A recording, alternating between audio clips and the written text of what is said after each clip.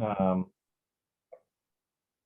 right, well, welcome everyone. My name is Jason Jacobsohn with Propellant Ventures. I know most of you, but Propellant Ventures is about boldly investing in companies powering the future. We are very focused on investing in pre-seed and early seed companies based in the Midwest in B2B industries such as health tech, fintech, hardtech, supply chain, future work, and ed tech. We made 4 investments so far in the Chicago area, and we're constantly evaluating new opportunities. I'm going to share my screen here just to go over a couple of things here.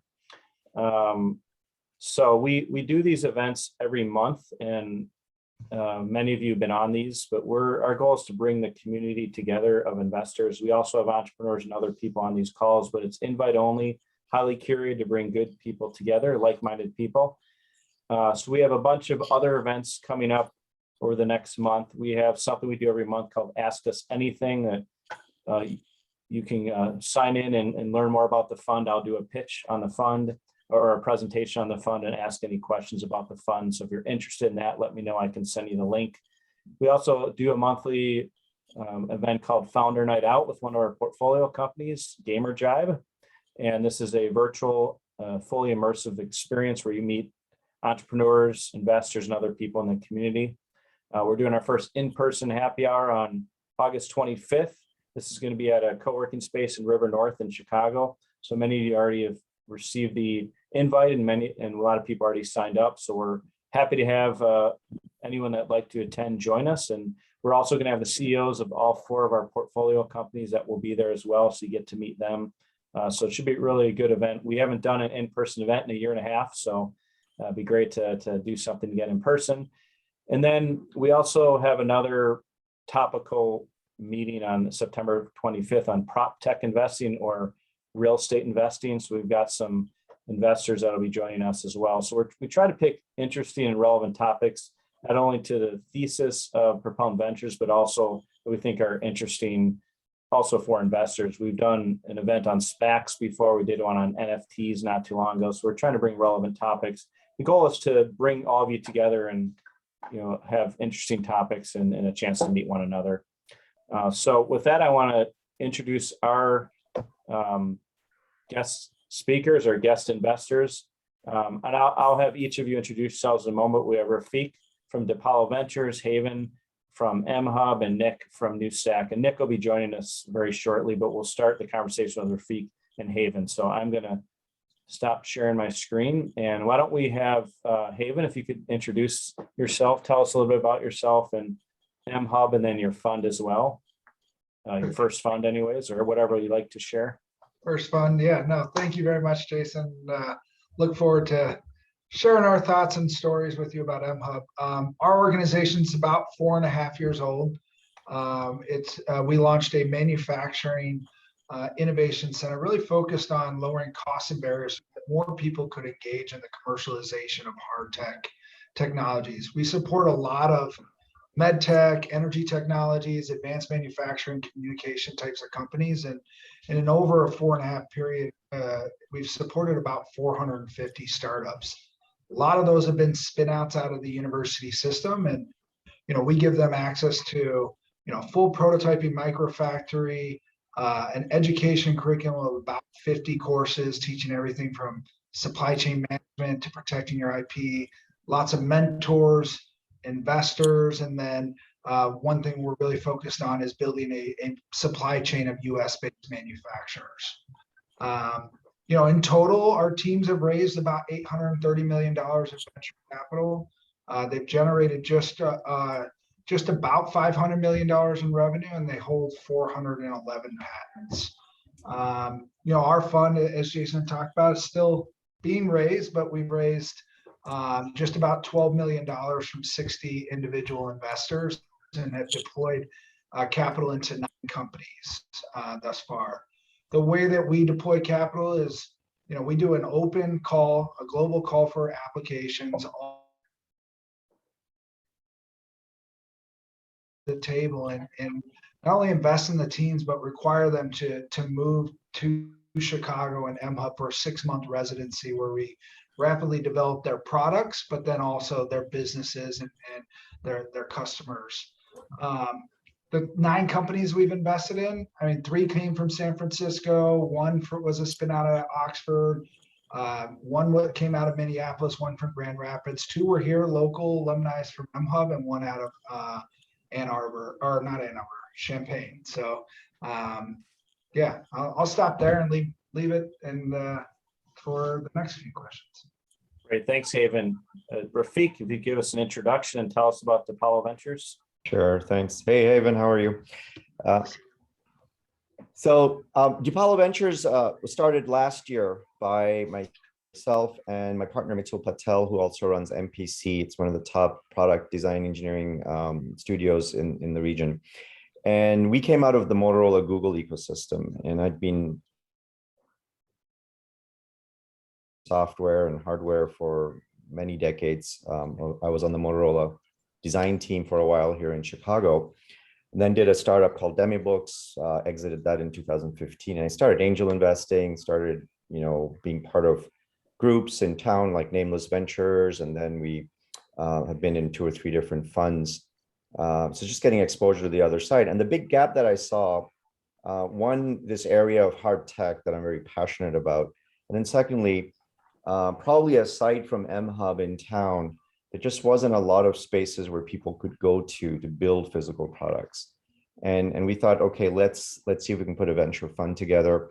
But rather than just writing a check, we wanted to have a more hands-on approach and really bring design and engineering into the conversation, and why, making sure that these founders don't make those early mistakes is super important. So Dipalo, it's a small fund. It's not so we don't have an accelerator model, etc., like MHub does, but we're shooting for a $10 million final close. We started the day of the pandemic, so we kind of paused, and now we're starting back up again. Hopefully we get the whole thing done this year. But really we've focused not necessarily in any specific sector, but across a lot of hard tech, connected hardware, material science. We've made 8 investments. We've been fortunate to have 1 exit, GeoBit. I can talk about that a little bit more. And we've just, got one differentiator that's different, which is we have a residency. It's called a residency. Our diligence is more technical. And then if we decide to invest, we'll spend kind of a 6-7 week period of time with the founders to sort of mitigate gaps that we found during the technical diligence. So we don't teach, we teach them how to fish. We don't fish for them. And they're free to work with a number of different consultants in town, or they're building up their own tech teams and so forth. But we're really focused on their engineering and their design aspects. Great, thanks, Rafik. Appreciate it. So Haven, and we'll go back to you, Haven. Can you give us an overview of what hard tech investing means to you or MHub? Just a bigger description of what that means. No, it's to what Rafik said, we felt that there was a lot of white space in both the number of firms that were investing in the companies, but just those resources that were available for teams making physical products, right? And physical products that aren't just hardware, but are an end product. There's digital overlays on it, and going to be focusing our portfolio solely in climate and energy tech, advanced manufacturing technologies, and medical technologies. And MHub, we specialize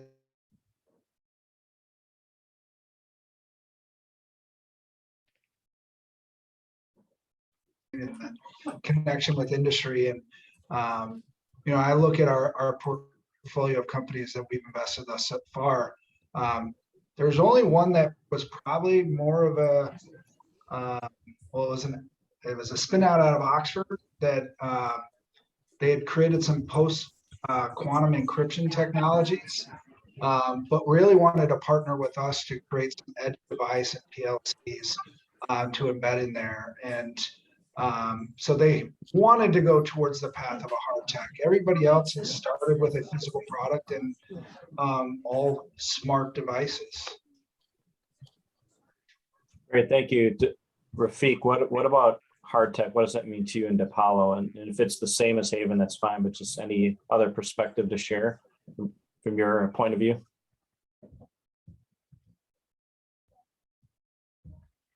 Okay, Haven, we can talk about your versions later.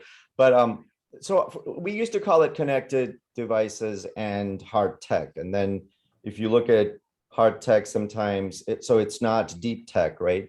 Some people get into AI and those types of things when they talk about deep tech. I think, as Haven said, I like to think of science and engineering and things that are a little bit more complex. I look at breakthrough technologies and where are they happening. So hard tech is sort of that physical world where a lot of these complex technologies are at play, solving important problems. And you can get too wrapped up in definitions. For us, it is some of the sectors Haven talked about. It can go into robotics, it can go into AI applications within the physical world. It can go into med tech devices, etc. So maybe one definition is just in what we've invested. So we tend to do pre-seed to Series A normally, but we'll get into a couple of Bs or bridges to C, just to have a portfolio that has a little bit more balance. But we've invested in enabling technologies like New Current, Azumo, a couple of local Chicago firms. One is a wireless charging platform. That incidentally is part of MHub's ecosystem as well. And then Azumo is basically a front lit display technology. They make a thin film and it reduces the amount of energy that you need for tablets and TVs and even billboards. So no consumer will really know those brands, but they'll go into other products. Another one is Mito Materials, a round that we led with Clean Energy Trust here in Chicago. It's a polymer additive. It's graphene based, graphene oxide based, and it goes into things like skis. That's their first commercial product, and it increases durability or retains durability while reducing the weight, which is huge. So that's one type, and then you've got the GeoBits, which is a consumer product, and it helps to keep kids safe and pets safe. You know where they are, you can track them. Or Allergy Amulet, the fastest food allergy detection kit on the market. 60 seconds to get a food allergy test using molecularly imprinted polymers. So that's chemistry. So it's a little bit of chemistry, it's a little bit of physics, it's a little bit of robotics, it's a lot of like really cool stuff. And it's not always easy to figure out. And that's why you need to be more than just finance folks in this space. You need to really get into the nitty gritty and be able to tell what's actually happening. But I'll pause there. Great, thanks. That's really appreciate you going into more detail. Nick, welcome. Glad you could join us. We just did an introduction, and then one question: what does Hardtech mean to you and NewStack? I know you do more than just SAP, but if you could give us an introduction and tell us what Hardtech means to you in the context of NewStack, that'd be great. Sure, Jason. Thanks for having me. Good to see you all. Nick Moran here, Newstack Ventures. We are a venture capital firm based here in Chicago, but we invest across the country. Our tagline at the firm is investing in outsiders. So we tend not to invest in the Bay Area located, Stanford educated, Google trained entrepreneurs.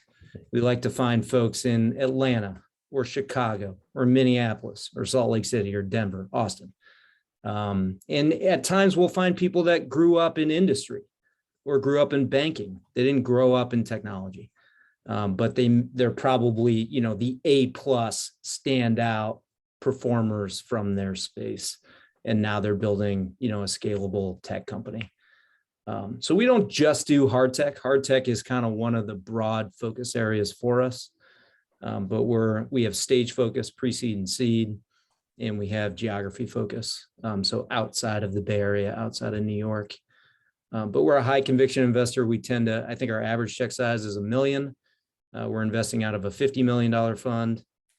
And we like to get involved early and help our companies get to Series A.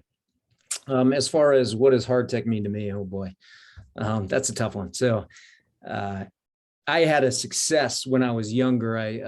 I developed a variety of different products, but my most successful product was a hard tech product. It was a device that automated compound testing in drinking water. So it was taking your high school chemistry experiments, mixing liquids and powders and flasks and vials, and it was automating that all down onto a little chip.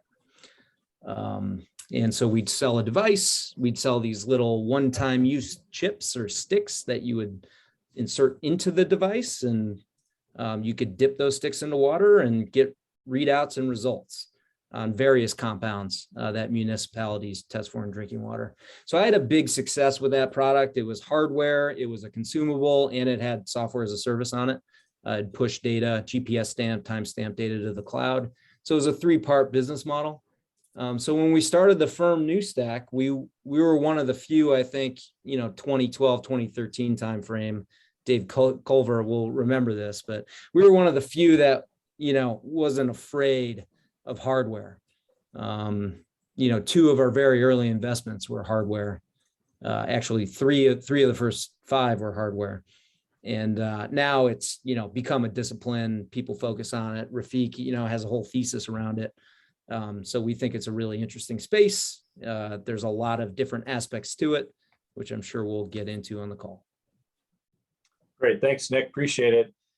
So what regions, part of the US, what area do you think is good for hard tech entrepreneurs? And do you think the Midwest specifically is one of those hot regions with, manufacturing, all the different things we have? I'm sure Haven would agree with that, but let's start with you, Haven. Do you feel that the Midwest or other parts of the country are ripe for hard tech innovation? Yeah, I mean, I think we're starting to see it happen all over the country. And I would say, I'm obviously bullish on the Midwest, but you look at the number of universities, the amount of talent, the national labs, the manufacturing footprint, it just creates this nice recipe for innovation. And also you look at some bigger trends going on, manufacturing itself. I would say, back in the Motorola days, everything was organically innovated. Huge R&D, internal to develop the new hardware, the new Hardtech that was going to be commercialized. A lot of corporations have divested from their R&D and have switched to more inorganic models where they're engaging in co-creation and they're much more active in an M&A activity, which is creating sort of a great marketplace for these emerging startups to be able to tack in and get some quick customers and quick exits. That's part of the value proposition of what we put on the table for the teams that we invest in, is they get to come to Chicago with more Fortune 500 companies, the most diversified economy, and the second largest manufacturing base in the nation to tap into. That's a whole heck of a lot of customers to be able to penetrate and find their beachhead markets. You can find it in different areas, and I would say anywhere where there's universities, there's national labs, and true like engineering R&D based universities in the manufacturing sector, you're going to have that recipe. And now with Chicago and the Midwest starting to overlay venture capital on top of that, you're going to see an even further acceleration. Great. Thank Rafiq. Anything to add? Where do you feel that, what are good regions for hard tech innovation? Yeah, I mean, we're right in the middle of it. Like, this is ground zero, I think, because manufacturing pedigree. There's also something in the DNA, maybe around patience and longer term views that maybe the Midwest or the non-Silicon Valley mentality sort of encourages. But we get about 18 to 20% of our deals from outside the US too. I mean, in terms of deal flow. So that's interesting. There's hard tech innovation everywhere. There's actually many different pockets in the US that are obviously centered around good universities and good talent. And I think industry, as Haven pointed to, there's a lot more CVCs now that are involved, corporate venture capital, and they become very legit partners.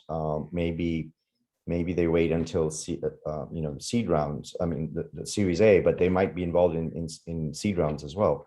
So all of this bodes well. You have a lot to choose from. I don't see a lot of reason to be stuck in Silicon Valley if you're a hard tech investor. Thank you. Nick, anything else to add? Especially you start doing this eight years ago, right? 9 years ago. What did you see at that point?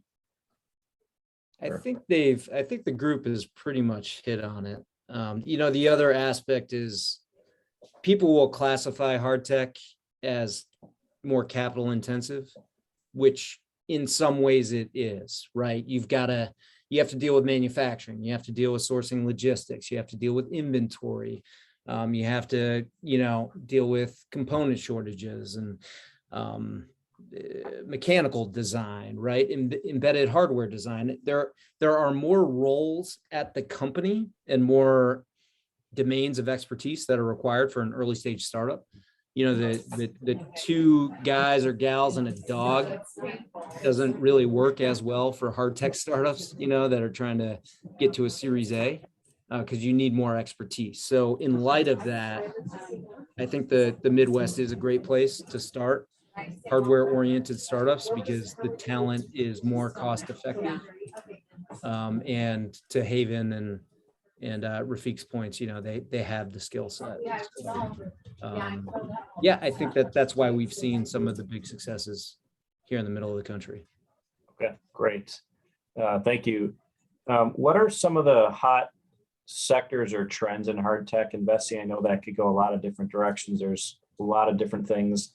I know that some of you alluded to some areas now, but why don't we start with your Rafiq? Is there anything you see right now that is interesting that some people should pay attention to?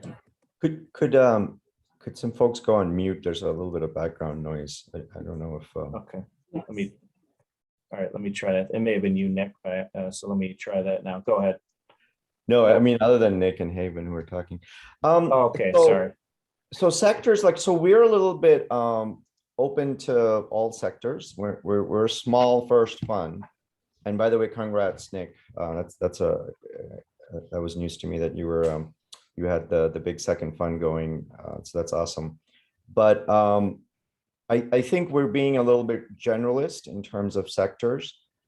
The ones that we see a lot of interesting incoming from robotics. It's becoming important. Like, how do you apply robotics to the everyday consumer life? How do you apply it to industry? And then I think we're seeing a lot of, obviously, in med tech. There's always things that are happening in the Midwest around med tech, clean tech and climate. Sustainability being important as well. So sustainability isn't really a sector, if you will, but it's becoming important across almost everything. So like, where are your components coming from? How are you manufacturing? What's your overall sustainability footprint? These are questions that are being asked. So that goes back to our methodology of trying to help our founders with answering questions like that. But because of these macro factors, I think really anybody that's reducing energy, anybody that's contributing to clean and the planet and sustainability becomes important. So we're a little bit agnostic to specific sectors. I don't know if that answers your question, but of course, mobility, there's a lot going on there always. Yeah, that's fine. Appreciate it. Nick, anything else to add? What are you seeing some hot areas within hard tech? People are talking a lot about space, because it's been in the news. We've done one space tech investment, but largely speaking, I think it's a really tough category. It's really long cycle and the market is super uncertain. We were lucky to invest in an early stage stratospheric data imaging company. Largely speaking, the sectors of interest to us, you hear a lot about IoT. We like the Internet of Things as it closes data gaps. So we've done a lot of investments that create better data loops, either push or pull data, that is very accretive to whatever model or industry you're in, but closes these data gaps, huge data gaps. We just invested in a company out of New York that basically uses a scale and also some computer vision in the back of a grocer, and helps eliminate the 45% of all perishable goods in the grocer that are thrown away. They're thrown away every day. because there's no way of assessing your inventory accurately with perishable goods like you can with non-perishable goods that have a barcode. So this has been transformational. Whole Food, they just signed a massive contract with Whole Foods worth upwards of 40 million ARR. And all they do is close the data gap, right? They use a scale and some computer vision to make sure you know what inventory you have on hand and what the expiration date is. So there's all these tools available in sort of the Internet of Things, whether it's a sensor, a scale, vision-based, sound-based, that can create much better data loops. We hear about IoT a lot, but really what IoT means is better data via sensors, and that can be transformational. So we love IoT, and we'll continue to invest there. Great, thanks, Nick. Haven, what about from your perspective, some of the hard tech trends or hot investment areas? I mean, the ones that we see as the largest market growth opportunities are definitely in the advanced manufacturing, which, you know, looking at somewhere north of 350% expected growth over the next 5 years when you read things like McKinsey's report on manufacturing to medtech and then climate. I mean, for all the reasons Rafik had talked about. You know, the ones that we're starting to get involved in as MHub in general is also just in the quantum computing space, which is still a nascent technology, but it will be very hardware and hard tech driven, and huge growth opportunity, especially here in this region, as two of the so far funded, 2 of the 5 funded quantum projects are here, right here in Chicago. Awesome, great, thank you. Anyone have any questions? We can open it up. I've got more, but if anyone has a question, feel free to ask away. You can put it in the chat or unmute yourself. Anyone?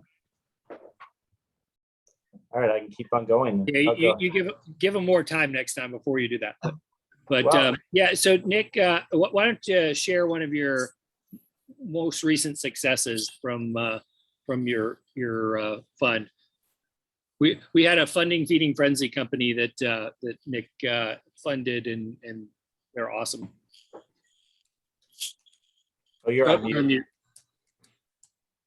mute. Thanks, Dave. I'll give you 2 quick ones. So I did meet a company many, many years ago called Maestro at a funding feeding frenzy event, which effectively was pitching themselves as, you know, Uber is your personal driver, and maybe Peloton is your personal fitness coach.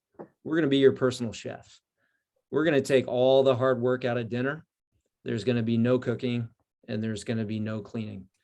And that was a vision that I was very excited about. Now, they had a long way to go. And that company eventually became what's now known as Tovala, you know, doing many, many, many tens of millions of ARR. I mean, this is a very large scaling company. They've raised a Series B led by Finisterre. They raised a Series C led by Left Lane Capital. We were in on the ground floor, and I have, you know, David to thank for finding that company super early. But that is basically they pair an oven. So they developed a very technology first, what's called a combination oven. It includes steam, but you scan a barcode, you put some aluminum trays into the oven, and you get restaurant quality food 15 minutes later. No cooking, no cleaning. So that's one that has been a huge success for us and a really nice multiple. Another one was a Chicago-based company called Hologram. Hologram basically is the SIM card for IoT devices. Think of, like Haven mentioned, advanced manufacturing. You have machines that need to push and pull data. They need to talk to central command. Maybe you have devices that move around, like scooters, for instance, that need to send and receive data from the cloud. This is the SIM card for the device world, or the machine world, machines that need to talk to the cloud on a regular basis. This is the SIM card in a box. So Hologram uses off-the-shelf hardware that they combine in their solution to make this all work. And they just closed a massive $60-something million round with Tiger. Tiger Global. So that's going to be our biggest markup so far, more than 20x. And that's a Chicago-based company that was using hardware in the early days, doing stuff with IoT that couldn't get a deal done, in Chicago. Fortunately, we found investors outside of Chicago to do that deal, and now they're off to the races. So a couple examples. Awesome. Thanks, Nick. Great, thanks. I've got a question. Yeah. A question for the panel. How many companies are you seeing that are connecting the dots between the various technological silos to create new business models? Because and how are you seeing them create that barrier to that moat, that barrier to competition? Because what we're doing is we're doing a marketplace similar to, or not, we're a market maker. My company's a market maker like Uber, where we're selling a product, assuming the liability until we can get it produced. And we're doing that production using someone else's, another existing company's physical production assets that are never at capacity. And so our, relative to the rest of the industry, we're super competitive because we've eliminated 50% of their operating structure and cost structure. But I have some ideas on how we're building our barrier to competition and that competitive moat. But I'm wondering if you all have seen other examples of building that competitive moat. One way is to have a lot of IP. I was just going to jump in if I may. No, it's fine. Go ahead. Whoever wants to answer. Yeah, I don't know, Tino, and you and I have talked before as well about whether for us it's about that the startup we invest in has to have a new business model. I'd like to see tried and tested business models. I know where you're coming from. And whether your model, whether you can get some validation for it. But models that we see a lot in Hardtech, just to bring it back to the general a little bit. At the end of the day, you don't want to just sell the commodity or the product. You want to have a SaaS-based model with it as well. So like a Geobit, they sold these trackers and they also have a service, a monthly service. They got acquired by a company called Live360 that was a software company that helps with safety for teenagers, and found that the vast majority of their 28 million subscribers are unpaid. They did an experiment with Geobit not too long ago, where having the physical product drove up subscription to Live360, and ultimately the two companies did a deal. It's been announced, they're in closing stages.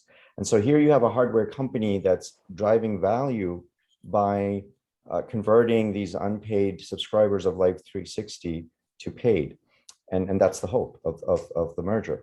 So that's an interesting use of business model. But you've got others that are selling kilograms of product, and they're going to get paid X.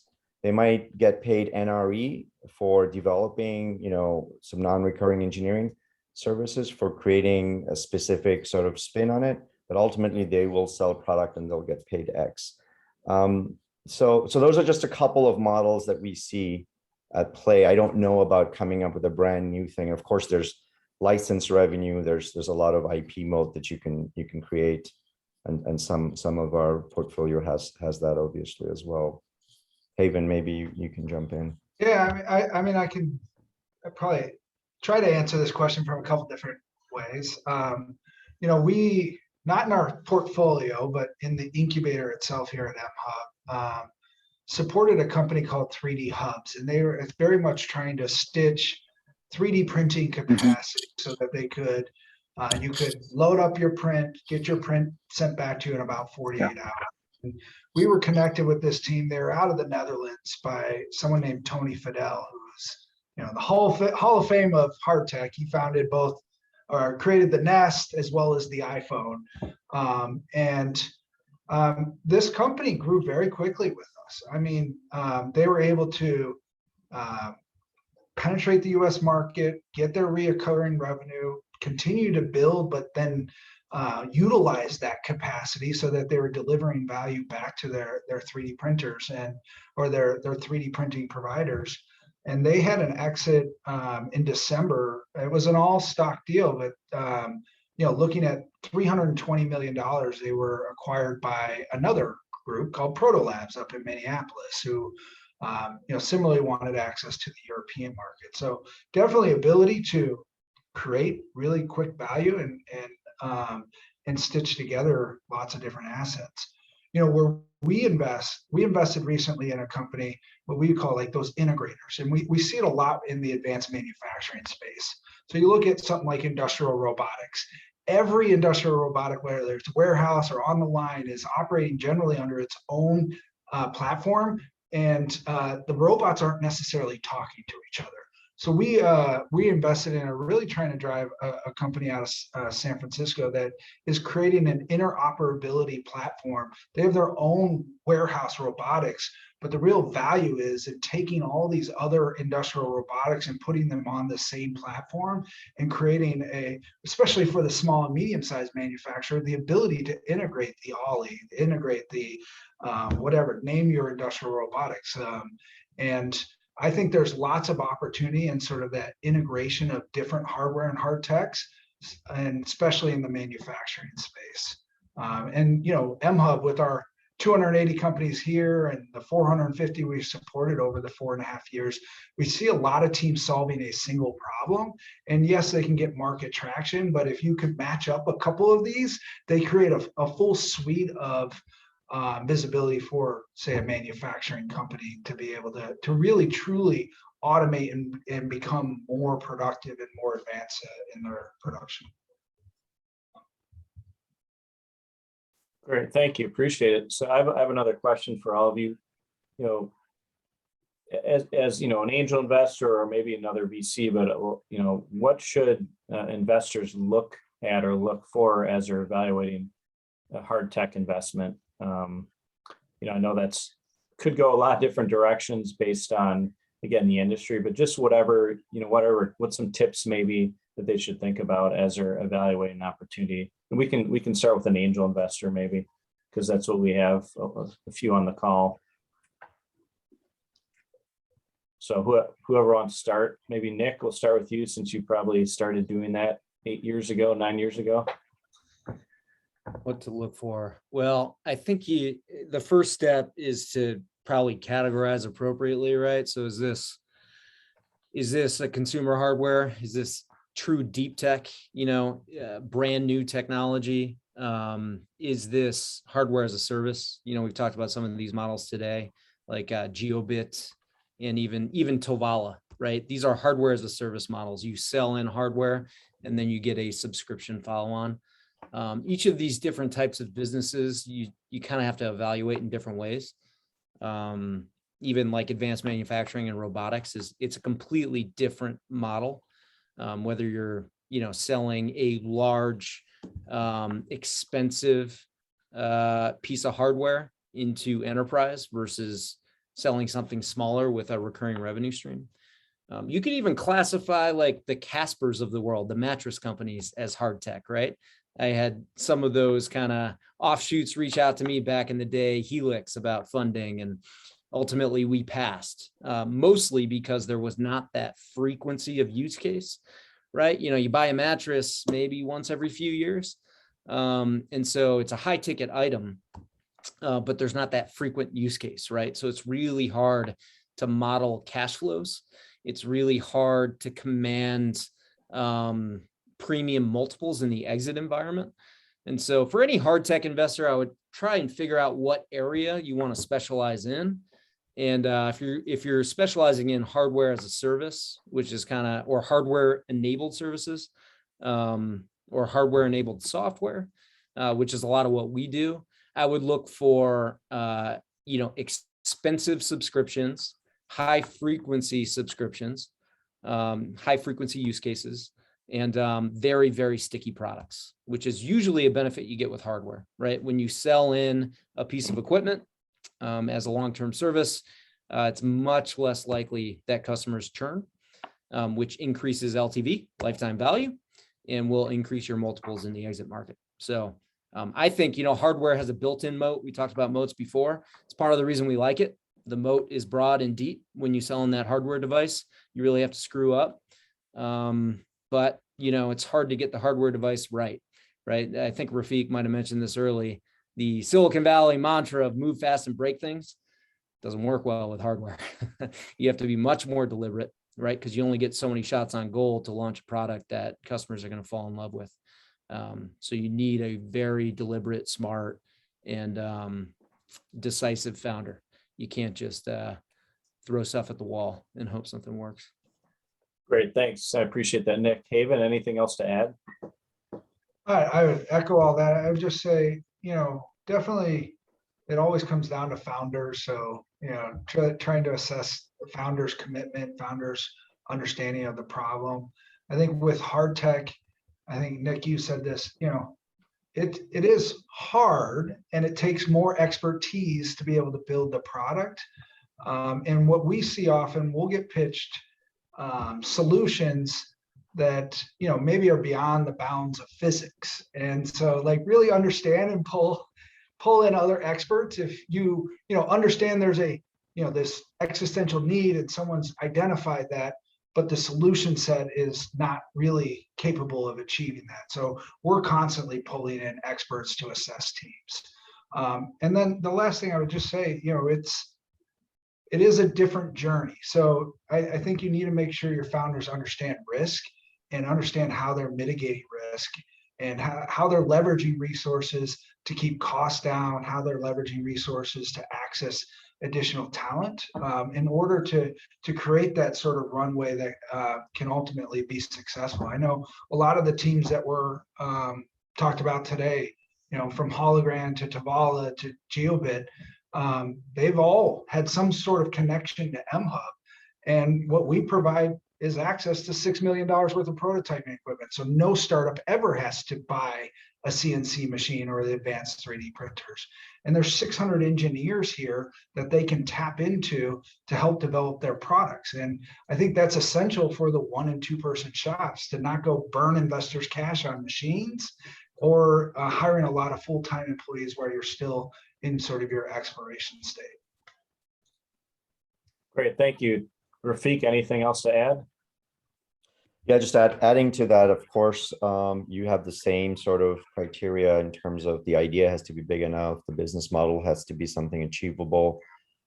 Teams are ultimately what make or break. Expertise of the ecosystem, whether you're at MHub or you work with Propellant Ventures and you're in our residency, these are important sort of differentiators.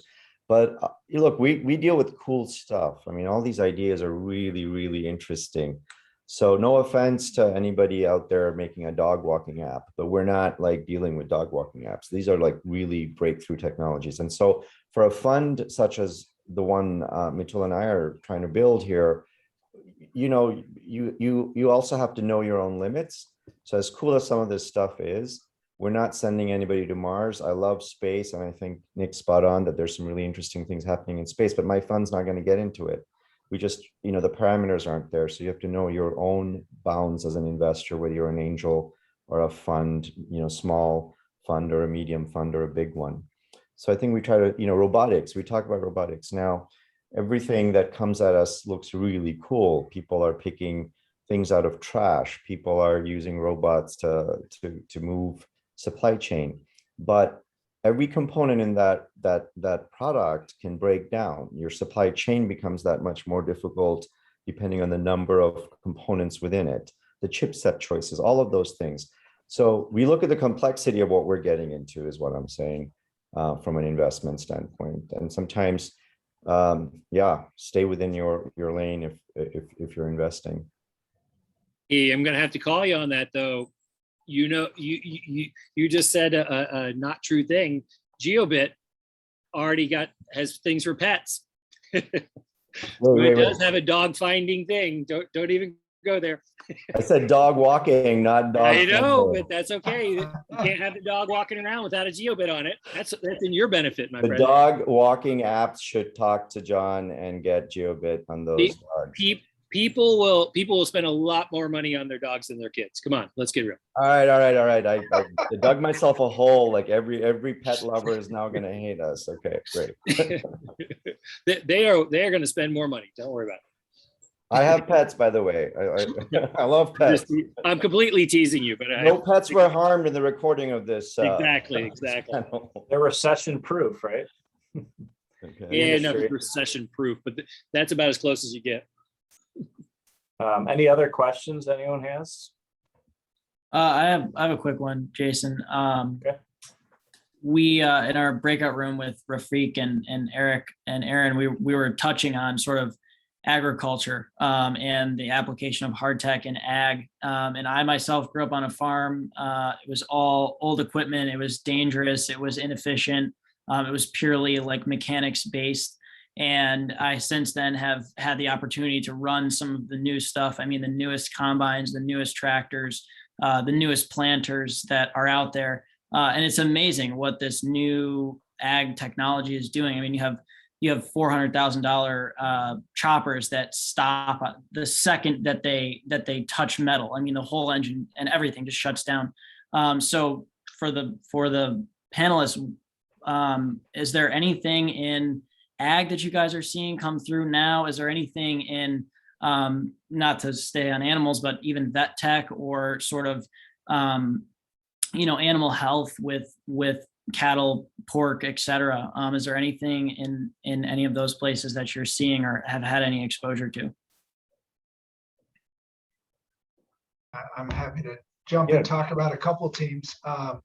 We have what I would say is one of our more exciting teams. They're about to launch a $60 million Series A fundraising campaign, and they're in the autonomous tractors. So they're doing everything from sowing to harvesting soy and corn fields. And it was completely hardware. They took old existing tractor equipment, developed a sort of plug and play model to create an autonomous vehicle over legacy equipment, and now have done it. What they say is to become sort of the Uber of manufacturing or Uber of agriculture, where no longer would a farmer have to invest in the latest and greatest technology to be able to sow their soil with the best I keep going manufacturing, both agriculture equipment.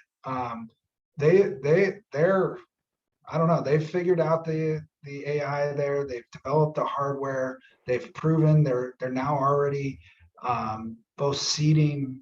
I think they did 100,000 acres last year, so they've proven the market and have small family farming operations leveraging their technology, where previously I would say only big ag would have had access to it.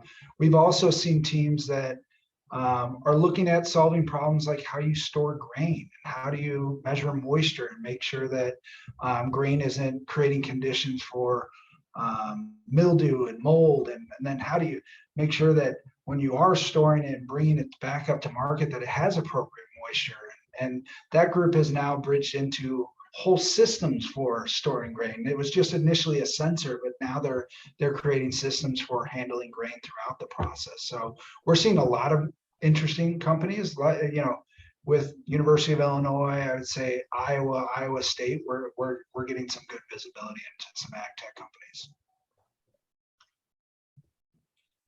Awesome. And if anybody else can chime in, that's fine. Also, JW, you may want to check Chuck Templeton, who's a friend of ours, a friend of Venture Shot and Propellant Ventures, has created some pretty big funds.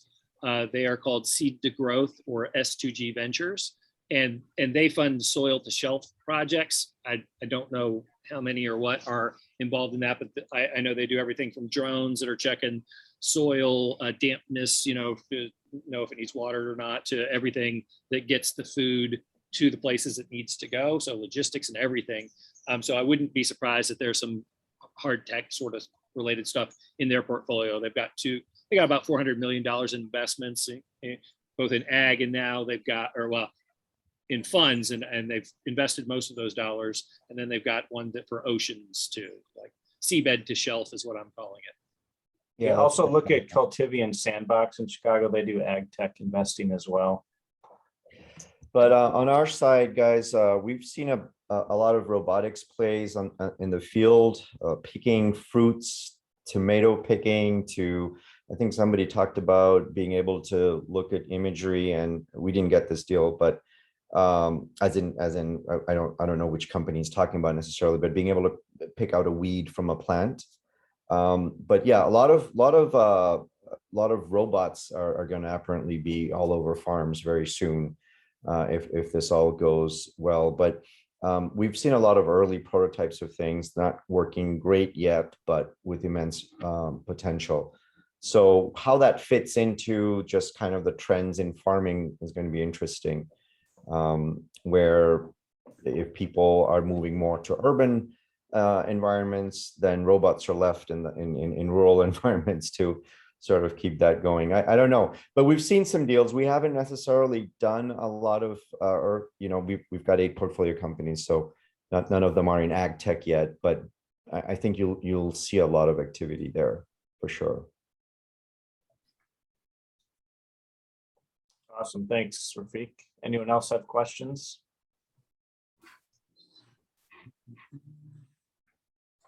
All right, well, I want to thank you, Nick, Rafiq, and Haven for spending your afternoon with us. Really appreciate your insight into the hard tech space. I know it's an exciting space and it's continuing to grow. And so it's definitely an area of interest also for Propellant Ventures. We're taking a look at some things as well. Go ahead, Dave. Yeah, before we go, I do want to, because I know both Rafiq and Nick and I and some of the other people have seen it there. I do want to put in an unsolicited shout out though to Haven and MHub. So when they do actually host their events again in person, I know they had the barbecue and they're going to pause for a little while, but MHub is an awesome place to go to. And I don't know if you guys are doing any virtual events, because of the CV-19 that's running around, but you definitely should check it out. They got some great people, tons of great teams that are